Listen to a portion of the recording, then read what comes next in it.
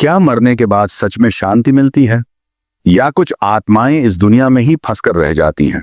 मृत्यु के बाद आत्मा अपने शरीर से अलग हो जाती है, लेकिन यह उसका अंत नहीं, बल्कि एक नए सफर की शुरुआत होती है। कुछ आत्माएं तुरंत पितृलोक चली जाती हैं, लेकिन जो इच्छाओं, राग और द्वेष में बंधी होती हैं, वे इस संसार में ही अटक जाती हैं। उनका भटकाव, उनका दर्द कभी कभी जीवित लोगों की जिंदगी को भी प्रभावित करने लगता है। कुछ आत्माएं अपनी संपत्ति और जीवन भर की मेहनत से इतनी जुड़ी होती हैं कि मरने के बाद भी उसे छोड़ नहीं पाती। जैसे रामेश्वर, एक जमींदार जिसने अपनी हवेली को अपने अस्तित्व से जोड़ लिया था। मरने के बाद भी उसकी आत्मा वहीं अटकी रही। जो भी वहां रहने आया, उसे अजीब घटनाएं महसूस हुई। कमरे के कोनों से आती धीमी फुसफुसाहटें, रात के अंधेरे में अपने आप हिलती कुर्सियां और सीढ़ियों पर किसी के भारी कदमों की आहट। लेकिन वहां कोई नहीं था, मानो हवेली का असली मालिक आज भी वहीं था। कुछ आत्माएं मरकर भी अपनी दुश्मनी नहीं भूल पाती। उनका द्वेष उन्हें चैन से नहीं रहने देता। जैसे पुरानी हवेली के उस कमरे में रहने वाला बूढ़ा गोविंद राय, जिसे उसके ही परिवार ने जहर देकर मार दिया था।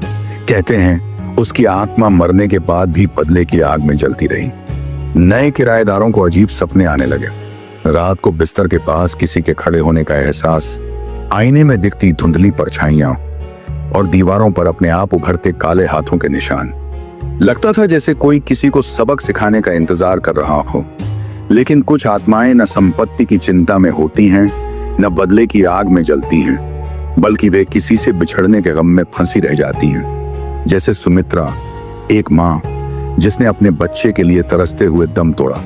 उसकी आत्मा अब भी अपने बच्चे को ढूंढ रही थी। जो भी उस घर में रहने आया, उसने महसूस किया कि आधी रात में किसी के लोरी गाने की धीमी आवाज आती थी। छोटे बच्चे अचानक जागकर रोने लगते, जैसे कोई उनके सिर पर हाथ फेर रहा हो। कई लोगों ने देखा बंद दरवाजे के पीछे हल्की परछाई हिल रही थी, जैसे कोई खड़ा होकर अपने बच्चे को ढूंढ रहा हो। तो सोचिए, क्या आपकी कोई इच्छा इतनी मजबूत है कि वह आपको मरने के बाद भी चैन से रहने नहीं देगी?